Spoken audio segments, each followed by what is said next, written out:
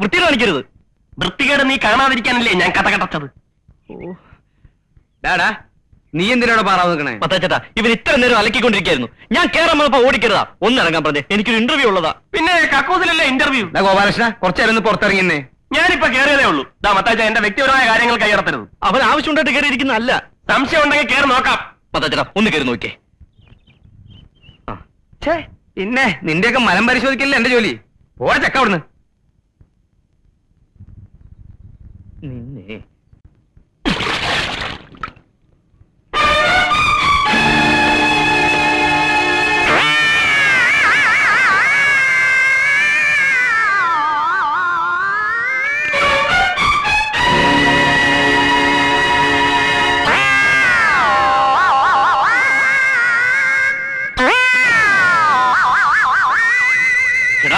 നിന്നെ ഞാൻ